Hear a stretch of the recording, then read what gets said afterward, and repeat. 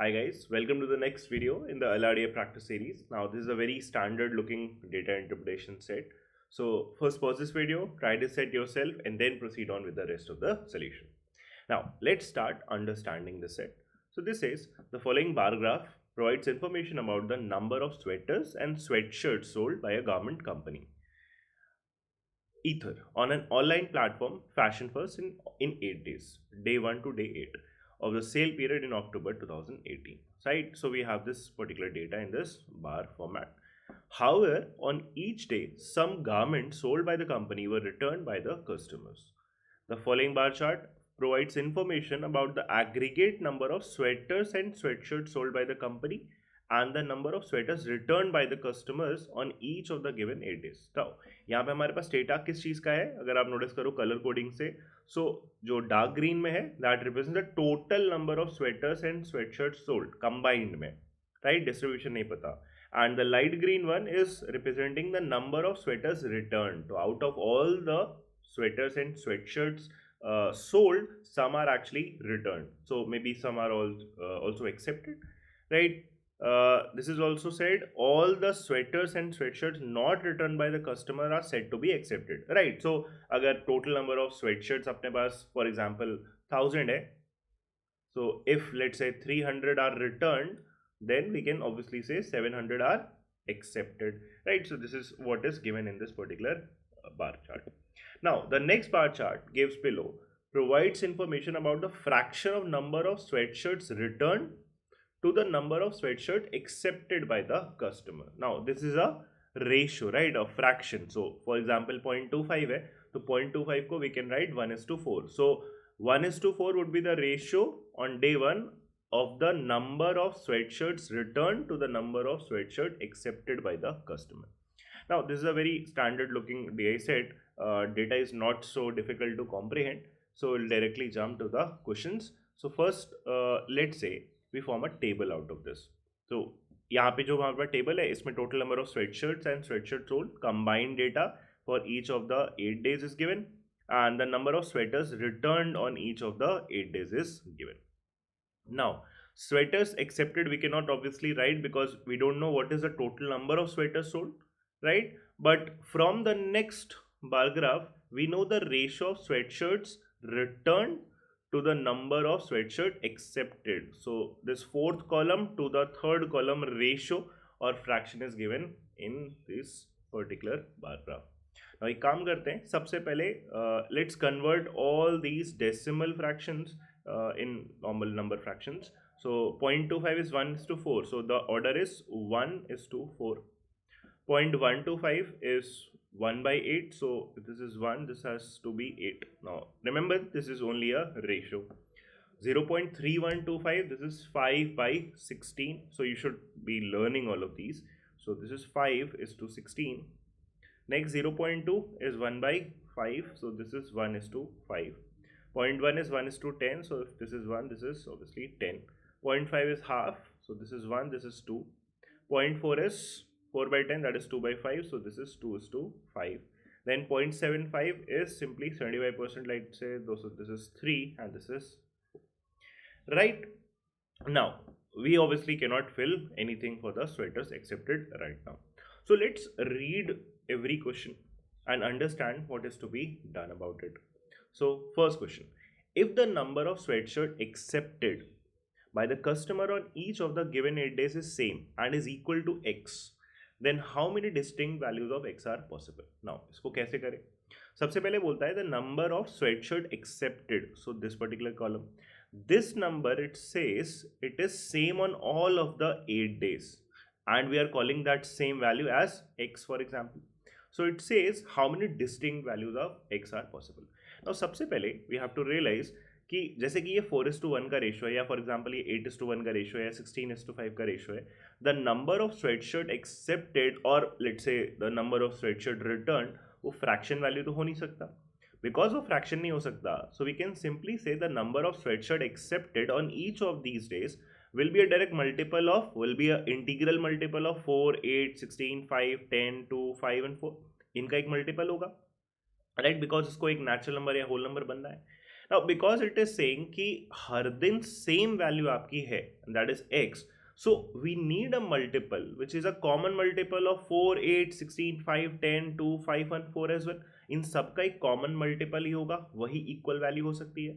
So essentially what we are looking at is the LCM of all these numbers, because वही numbers होगा जो इनका एक common multiple होगा. So we are looking at the least first, right. So 4, 8, 16, 5, 10, 2, 5 and 4 में अगर आप notice करोगे 4 का ऑलरेडी मल्टीपल प्रेजेंट है 8, 8 का मल्टीपल प्रेजेंट है 16, but 16 and 5 do not have anything common in them. तो इसके बेस पे मैं तुरंत से नोटिस करता हूँ 80 could be a LCM of them.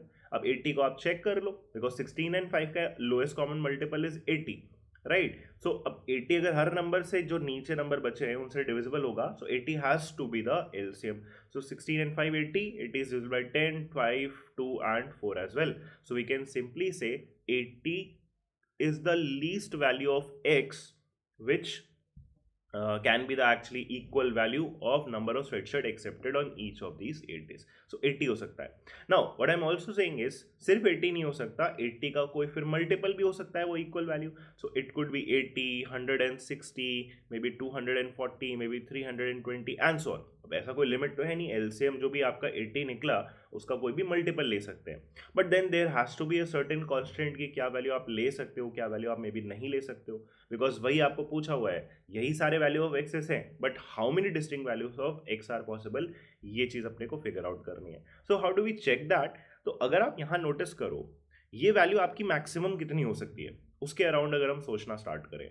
So let's say अगर हम यहाँ से सोचें जैसे 600 है, 600 में से स्वेटर, अब ये 600 बेसिकली इन चारों वैल्यूज का एडिशन होना चाहिए. This we don't know, this has to be in the ratio 4:1, जहाँ पे हम कह रहे हैं कि ये 4 की करेस्पॉन्डिंग आपका 80 है, ये स्वेटर रिटर्न आपका 100 है, बट एनीवेज इनका एडिशन आपका 600 ही बनेगा. अब 600 में से 100 तो वी नो कि यहाँ पे है, दैट मीन्स रिमेनिंग कितना बच गया आपका 500. नाउ अगर मैं इसको मैक्सिमाइज करना चाहूँ, इसकी क्या क्या मैक्सिमम पॉसिबल वैल्यूज हो सकती हैं जो कि 80 का मल्टीपल है, 80, 160, 240, 320, तो मैं यहाँ बोलूँगा यार यहाँ पे मिनिमम दो स्वेटर्स एक्सेप्टेड, बिकॉज अपने को पता तो है नहीं, तो may be it is let's say 0 या 1 या जो भी मिनिमम पॉसिबल वैल्यूज है. तो out of 600 minus 100 that is 500, हम यहाँ पे बहुत ढेर सारी वैल्यूज एडजस्ट कर सकते हैं, because let's say if this is 100, this is 80 और इज करस्पॉन्डिंग टू 80, सो ये फिर आपका 20 बनेगा, दैट मीन्स ये टोटल मिला के 100 हो सकता है. तो 100 के करस्पॉन्डिंग भी वैल्यू आप फिट कर सकते हो दोनों में, 200 भी फिट कर सकते हो, 300 भी फिट कर सकते हो, 400 भी फिट कर सकते हो, 500 भी फिट कर सकते हो. तो उसके करस्पॉन्डिंग ये 80, 160, 240, 320 एंड सो ऑन, ये वैल्यूज देता जाएगा 400 तक. सो अगर हम इस पर्टिकुलर रो के हिसाब से देखेंगे तो अपने पास 5 डिस्टिंक्ट वैल्यू आएंगी. 320 के बाद ये 400 तक जा सकता है, because everything can be satisfied. तो इसी तरीके से अपने को हर रो में एक्चुअली में चेक करना पड़ेगा, and also will be doing not every row, will be intuitively looking at, but this is the idea behind this कि हम कैसे फिगर आउट करेंगे कि एक्स की कितनी पॉसिबल वैल्यूज हो सकती है. तो हम क्या करेंगे, हम सबसे लीस्ट नंबर से स्टार्ट करना चाहेंगे, बिकॉज वहां से सबसे कम पॉसिबल वैल्यूज ऑफ एक्स आप फिट कर पाओगे. जैसे सबसे लीस्ट वैल्यू मेरे को यहाँ पे क्या दिख रहा है 400. आउट ऑफ दिस 400 120 तो ये स्वेटर्स रिटर्न्ड है, दैट मीन्स रिमेनिंग आपका जो भी आ सकता है वो 400 माइनस 120 दैट इज 280 आ सकता है. नाउ इवन इफ आई से let's say this is 0, right, let's say if this is 0, तो आप इसमें क्या क्या मल्टीपल फिट कर सकते हो 80 के. सो इफ दिस 80 तो दिस हैज टू बी 10, मतलब ये टोटल 90 आ सकता है, तो रिमेनिंग इसमें चला जाएगा, that could be one possible value. अगर ये आपका 160 है, राइट, सो आपका ये भी 20 हो जाएगा, दैट इज 180 फिट हो सकता है. तो एसेंशियली अगर आप देखोगे तो 90 के मल्टीपल दोनों कंबाइन करके, राइट, 80 का मल्टीपल अकेले ही है, बट अगर ये 80 है तो ये 10 होगा, तो इट इज 90, और फिर 90 के मल्टीपल्स. तो अगर आपका टोटल लिमिट ही 280 पे पहुंचा हुआ है, तो आप 90 के कितने मल्टीपल्स फिट कर पाओगे? It will be 90, 180 and 270. 270 के ऊपर हम जा नहीं सकते. हेंस वी कैन से कि ये जो आपका x है, ये जो 8 के करस्पॉन्डिंग हमने 80 बोला, दिस कुड बी आइदर 80, 160 और 240. इसके ऊपर आप इसको लेके नहीं जा सकते हो, right. So the answer to the first problem simply becomes 3 possible values. Now coming to the next problem. So this says if the number of sweatshirt accepted by the customers on each of the given 8 days is same. Now this is also considering this 80, 160, 240, 320 and so on examples. So इसी के around ये revolve करता है. Then at least at least how many sweaters were accepted by the customer on day 2. Now ये बहुत clear cut हो गया. Exactly अगर आपको फर्स्ट क्वेश्चन समझ में आया तो second question is like free के मार्क्स दे रहा है. क्यों? क्योंकि अब ये आपको स्पेसिफिकली बोल रहा है कि यही सेम केस में डे 2 में least number of sweaters accepted, यही वाली वैल्यू मिनिमम कितनी हो सकती है ये आपसे पूछा है. तो इसके लिए मिनिमम तब बचेगा ना जब आप मैक्सिमम इधर आपका फिट हो चुका हो. और अभी जस्ट हमने रियलाइज करा इसको मैक्सिमम आप कितना फिट कर सकते हो. ये 80-10, ये 160-20, ये 240 और 30, दैट इज 270 दोनों मिला के जा सकता है बिकॉज 90 का मल्टीपल बनना पड़ेगा. So out of that remaining 280, 270 आप मैक्सिमम यहाँ पे फिल कर सकते हो. दैट मीन्स इस पर्टिकुलर केस में इसकी जो मिनिमम पॉसिबल वैल्यू है that has to be 10. Right, so these two questions are linked to each other. Now moving on to the third problem. On how many of the given 8 days the number of sweaters accepted by the customer can be 0. Right, अब ये चीज कैसे figure out करें. On how many of the given 8 days the number of sweaters accepted, ये वाली जो value है, let's clear this out.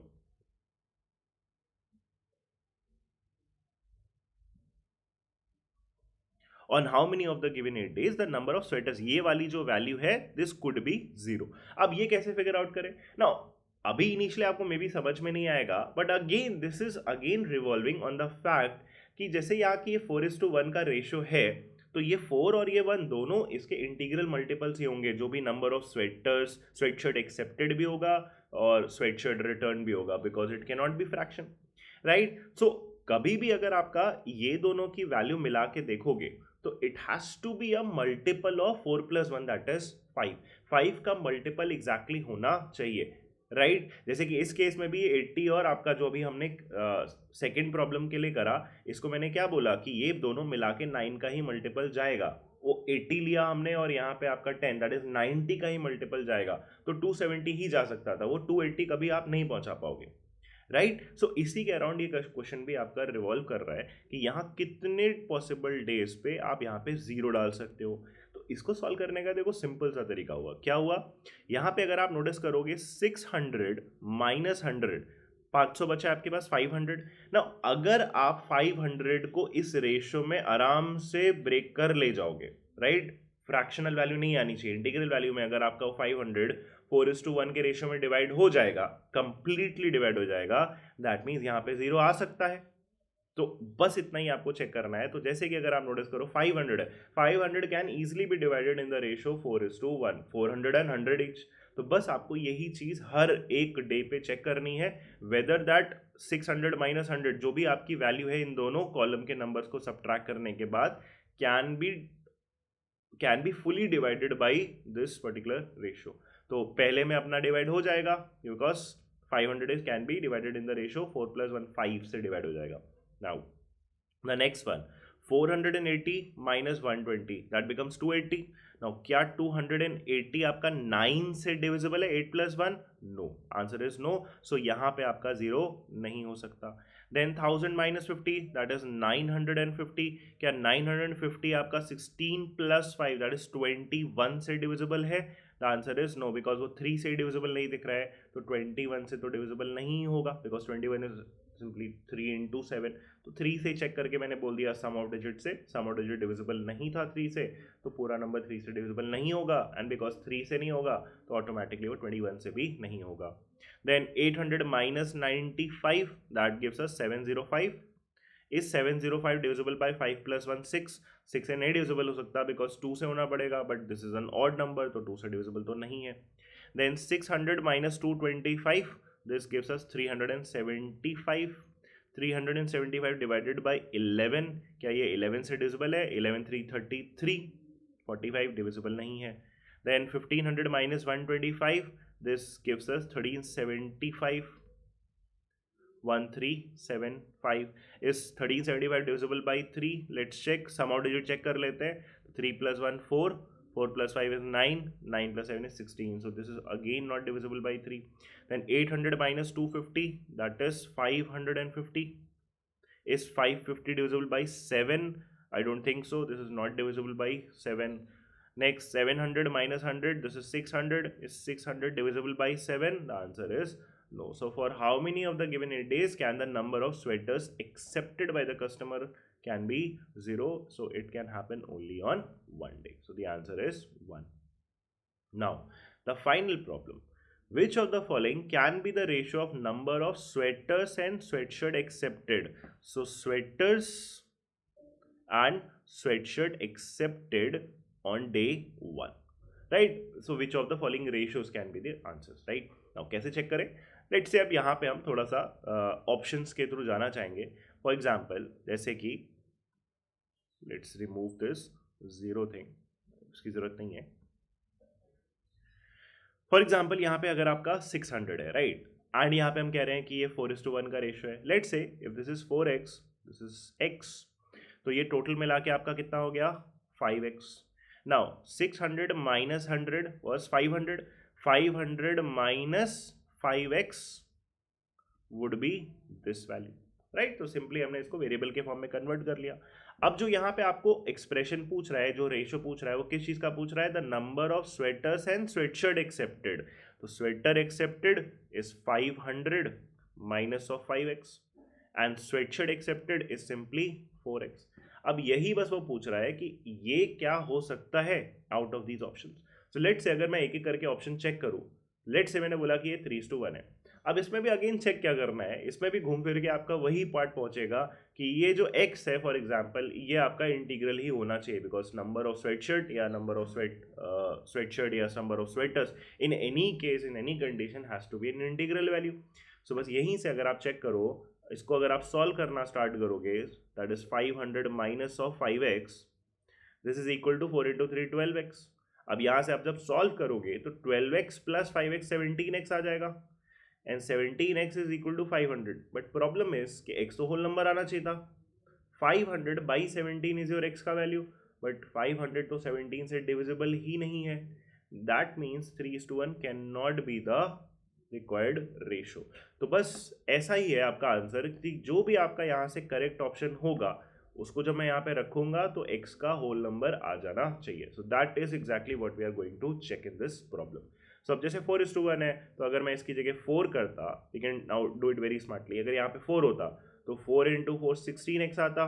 16x plus 5x would be 21x, but again 500 is not divisible by 21, so आपका second option भी नहीं हो सकता था. If we had place let's say 5:1 in this case, तो ये 5/1 होता. 5 इंटू 4 20 आता, एंड 20 प्लस 5 25 आता, and now this 500 is actually divisible by 25. Hence we can say the correct answer is option C. Now वही सेम प्रॉब्लम आती है आपको सी के ऑप्शन डी के लिए भी. 6:1 के लिए 6 4 24, 24 plus 5 is 29, 500 is not divisible by 29, right? So check करने की जरूरत भी नहीं है because we already have gotten an answer. So C is the correct answer. Now I hope you have understood this set. If you have any doubts in the set, you can just put that in the comments also. Thank you.